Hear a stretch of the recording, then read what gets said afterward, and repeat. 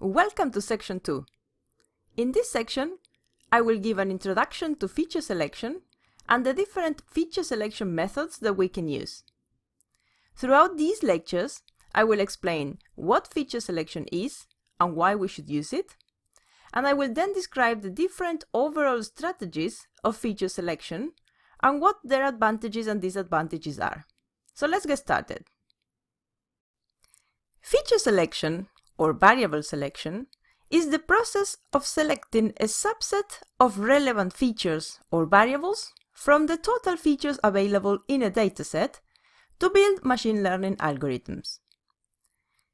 Given an initial dataset, which typically will contain a big number of variables, how shall we go about it? What can we do to select the pool of features that are important at the time of making the predictions? There are a variety of procedures or techniques that we can apply as part of the process of feature selection. But before diving into feature selection techniques, why should we select features to begin with? For a variety of reasons. First, simpler models are easier to interpret. It is easier for the users of the model to understand the output of a model that uses 10 variables than the output of a model that uses 100 variables. A second reason is shorter training times. Reducing the number of variables used to build the machine learning models reduces the computational cost, and therefore speeds up model building. But more importantly, simpler models also score faster the applications, which is particularly important if the model is in a live environment where decisions need to be made sub-second. Third is enhanced generalization by reducing overfitting. Very often, many of the variables add noise with little, if any, predictive value.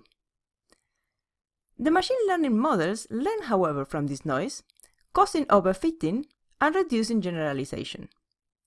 By eliminating irrelevant, noisy features, we can improve substantially the generalization of a machine learning model. We will see this a lot in coming lectures. Fourth, it is easier to implement by software developers. When the machine learning model is deployed, often the software developers need to write code to call the variables that need to be fed into the model to produce the output. It is much faster to write code for 10 to 50 variables than for hundreds of variables. In addition, less code is less prone to bugs and therefore provides a safer environment. Another reason to select features is reduced risk of data errors during model use. Often companies rely on calls to third-party data from which they will select variables to pass to the machine learning model. Reducing the number of variables used in the machine learning model reduces the exposure of the business to errors in data collection and storage of third parties, and also to potential errors in data collection that may arise within the same business.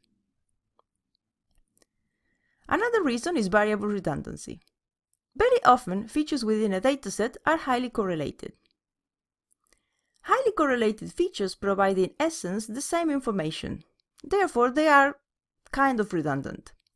We could keep one and remove all the rest without losing information.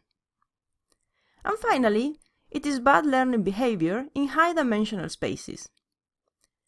Machine learning models' performance, in particular tree-based algorithms, are favored by reduced feature spaces.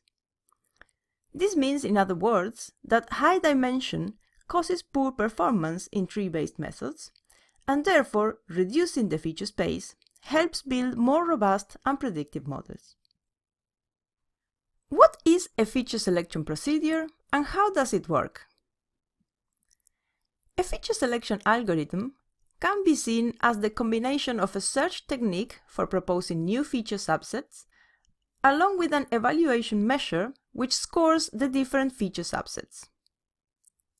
Ideally, a feature selection method would search through all the possible subsets of feature combinations that can be obtained from a given dataset and find the feature combination that produces the best machine learning model performance. In practice, this is typically not an option due to the computational cost. In addition, different subsets of features may produce optimal performance for different machine learning algorithms. This means that there is not only one subset of features, but potentially many subsets of optimal features, depending on the machine learning algorithm that we intend to use.